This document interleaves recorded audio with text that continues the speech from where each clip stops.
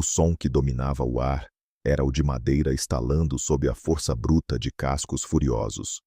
Trovão, um garanhão negro de músculos retesados e olhos injetados de sangue, parecia uma força da natureza contida apenas por cercas que gemiam a cada impacto violento.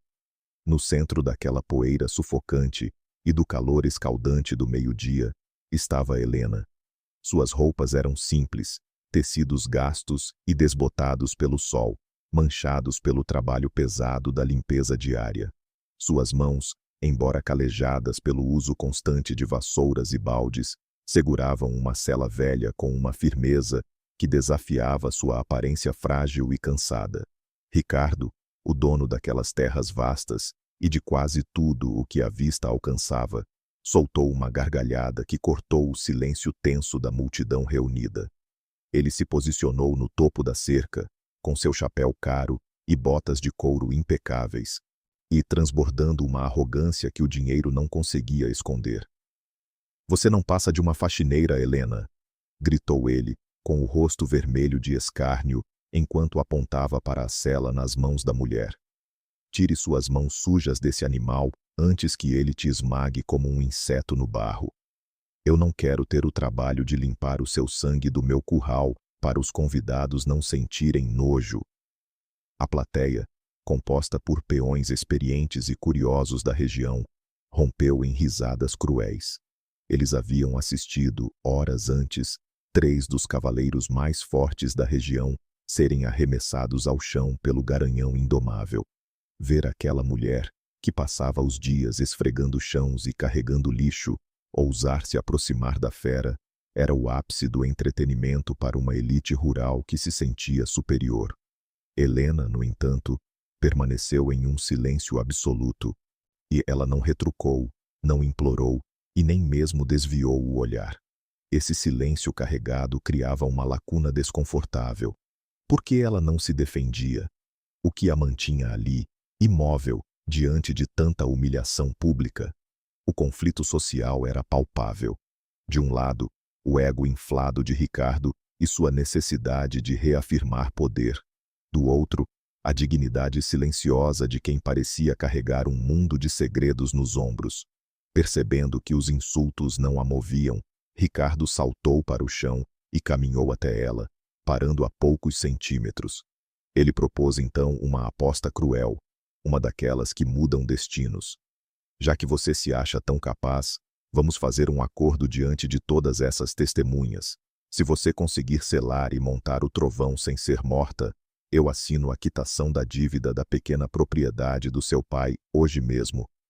Aquelas terras voltarão a ser dele, e o velho poderá morrer em paz. Mas, se você falhar, e você vai falhar, você sai desta cidade com a roupa do corpo e nunca mais coloca os pés em nenhuma fazenda desta região. Estamos entendidos, faxineira?" O coração de Helena deu um solavanco. Ela pensou em seu pai, definhando em uma cama simples, vítima de uma armadilha financeira que Ricardo havia tramado anos atrás para tomar as poucas terras que restavam à família.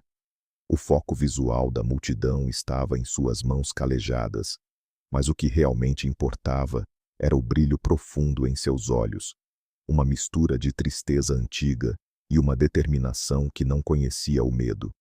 O cheiro de poeira e o suor azedo do cavalo misturavam-se no ar pesado. Antes de continuarmos, inscreva-se no canal e nos conte nos comentários de onde você está assistindo. Um velho funcionário da fazenda, que passara décadas observando cavalos e homens, estreitou os olhos ao longe. Enquanto todos riam, ele notou a forma como Helena ajustava a sela e como sua postura mudava ao se aproximar do animal. Havia um detalhe técnico, um modo de segurar as rédeas e distribuir o peso do corpo, que apenas alguém com anos de treinamento de elite possuiria. Ele franziu a testa, sentindo que algo extraordinário estava prestes a acontecer. Helena caminhou lentamente em direção ao portão do curral. O rangido das dobradiças de ferro soou como um aviso fúnebre. Trovão parou por um segundo, bufando com as narinas dilatadas, antes de avançar em uma carga violenta, os olhos revirados mostrando o branco da fúria pura. A multidão prendeu a respiração, esperando o grito de dor da mulher. Helena não recuou 1 centímetro sequer, e mantendo a calma, enquanto o animal estava a milímetros de atingi-la com toda a sua força. A tela escureceu subitamente, deixando apenas o eco do impacto iminente no ar. O impacto esperado nunca veio. Em vez do som de ossos quebrando contra a madeira, o que se ouviu foi um silêncio absoluto e repentino, interrompendo a respiração coletiva da multidão. No último segundo, quando o peito do garanhão estava prestes a colidir com o corpo de Helena, ela ergueu a mão esquerda num movimento fluido e soltou um assobio baixo, uma nota única e vibrante que parecia carregar uma frequência esquecida por todos, menos pelo animal. Trovão travou as patas dianteiras no chão, levantando uma cortina de poeira que envolveu os dois. O animal, que segundos antes era uma massa de fúria cega, agora permanecia imóvel, tremendo da crina aos cascos, e com os olhos fixos na mulher que não exalava medo, mas uma autoridade ancestral. A tensão no curral tornou-se quase física. Os peões, que momentos antes gargalhavam, agora trocavam olhares de pura confusão. Ricardo sentiu o controle da situação escapar por entre seus dedos, sua expressão de deboche transformando-se em uma máscara de incredulidade. O ciclo de dopamina da plateia disparou. Todos tentavam processar como uma simples faxineira, alguém que eles consideravam invisível, havia domado a fera com um único gesto. Helena não deu tempo para perguntas. Ela se aproximou do flanco do cavalo com uma confiança hipnótica. Seus movimentos ao colocar a sela eram coreografados e precisos, sem qualquer hesitação. A cada fivela ajustada e cada puxada firme no cilhadouro eram executadas com uma destreza técnica que nenhum daqueles homens jamais vira. A cada ajuste, o ego de Ricardo sofria um golpe silencioso, pois ficava claro que aquela não era a primeira vez que ela lidava com um animal daquela magnitude. Enquanto suas mãos trabalhavam com maestria, flashes de uma vida anterior cruzavam a mente de Helena como faíscas de um incêndio antigo. Ela via medalhas de ouro cobertas de poeira em um sótão escuro, o brilho ofuscante das luzes de arenas lotadas e o som de aplausos que outrora preenchiam sua alma. Mas a memória trazia também a sombra do acidente trágico, o som do tombo fatal que tirara a vida de seu irmão e a fizera abandonar tudo, fugindo para o anonimato da pobreza para tentar silenciar a culpa. Ela balançou a cabeça levemente e, focando no presente, no cheiro do couro e no calor do cavalo. Ricardo, furioso por ser ignorado em sua própria fazenda, decidiu intervir. Ele saltou para dentro do curral, chutando o barro e agitando o chapéu para assustar o animal e forçar o erro de Helena. Trovão empinou, relinchando em protesto à presença agressiva do fazendeiro, mas Helena apenas tocou suavemente o pescoço do garanhão, sussurrando palavras que ninguém conseguia ouvir. O cavalo se acalmou instantaneamente, provando uma conexão espiritual que transcendia a força bruta. O conflito moral atingiu o ápice quando Ricardo, aproximando-se o suficiente para que apenas ela ouvisse, revelou com um sorriso cínico que a dívida do pai dela fora uma armadilha meticulosamente planejada anos atrás para tomar as terras da família. A injustiça daquela confissão ardeu no peito de Helena, mas ela não se deixou quebrar. A expectativa agora era sufocante. Ela colocou o pé esquerdo no estribo, e o narrador enfatiza que o que estava em jogo ali não era apenas o destino de uma pequena propriedade, mas a recuperação de uma identidade que fora enterrada sob anos de humilhação. Helena não estava apenas montando um cavalo. Ela estava retomando seu lugar no mundo. Nesse exato momento, nas arquibancadas de honra, um homem de postura impecável e roupas caras levantou-se lentamente. Ele era um treinador internacionalmente famoso, convidado por Ricardo para avaliar seus animais. Seu rosto, antes indiferente, agora estava pálido e seus olhos arregalados de choque. Ele reconheceria aquele modo de selar, aquela postura e aquela técnica em qualquer lugar do planeta. Com a voz trêmula e quase sem fôlego, ele murmurou para os que estavam ao seu redor: "Não pode ser possível. Eu conheço esse estilo. É ela. Mas essa mulher deveria estar morta há 10 anos." O mistério sobre o passado de Helena estava prestes a explodir diante de todos. Helena subiu na cela velha com a leveza de uma pluma, um movimento instintivo que uniu mulher e animal. Trovão não reagiu com violência.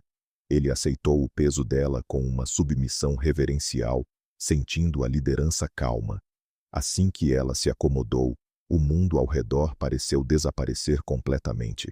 O que começou como um desafio humilhante transformou-se em uma exibição de arte pura e transcendental.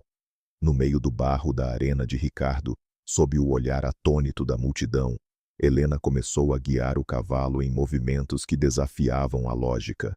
Trovão executava o piaffe e a passagem com uma precisão milimétrica, suas patas movendo-se em um ritmo hipnótico que apenas cavalos de nível olímpico poderiam alcançar. A multidão, que antes ria com malícia, mergulhou em um silêncio absoluto. Eles não estavam vendo apenas uma faxineira.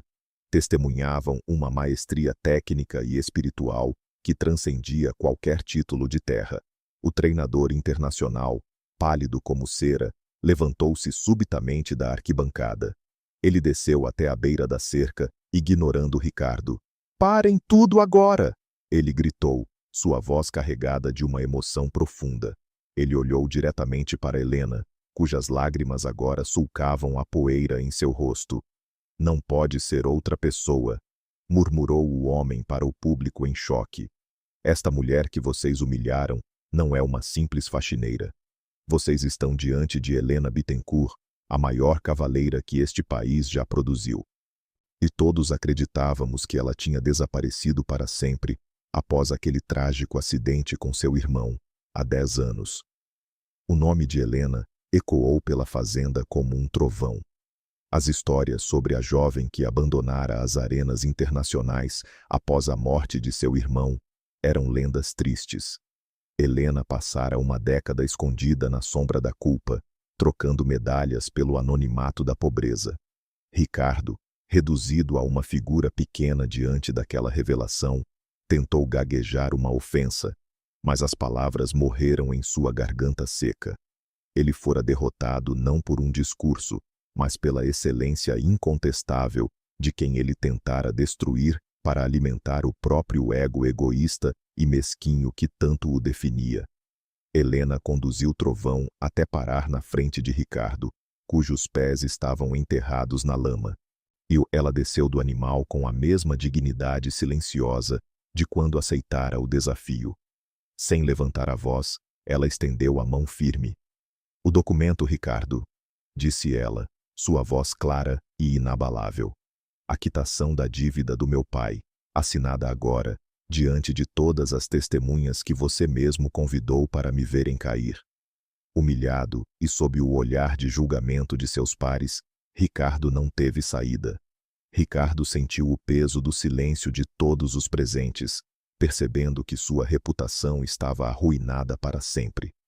Com as mãos trêmulas de derrota, ele assinou o papel que garantia, finalmente, a segurança da propriedade da família de Helena. O treinador aproximou-se, oferecendo-lhe a chance de recuperar a glória que lhe pertencia. Helena olhou para o horizonte, onde o sol começava a se pôr em tons majestosos de laranja. Ela entregou as rédeas de Trovão a Ricardo, mas antes de partir, olhou-o com uma compaixão que doeu mais que qualquer insulto. "O cavalo conhece o coração do cavaleiro, Ricardo. Por isso ele nunca te obedeceu. Você tem o chicote e o dinheiro, mas eu tenho a conexão verdadeira e eterna." Helena caminhou para fora da arena, segurando o documento que salvaria seu pai. Ela não aceitou as ofertas de fama, nem os pedidos de desculpas da multidão volúvel. Sua dignidade já havia sido recuperada no momento em que enfrentou seus próprios fantasmas, montada naquele cavalo. Ao longe, ela parou para acariciar o focinho de Trovão, uma última vez, deixando para trás os anos de vergonha. Helena não era mais a faxineira invisível, mas a mestre que encontrou a redenção através da verdade, caminhando livre em direção a um novo e brilhante amanhecer, aonde o passado não era mais uma prisão, mas a fonte de sua nova força interior. Ela sentiu o vento suave em seu rosto enquanto cruzava o portão da fazenda, que antes era sua prisão emocional.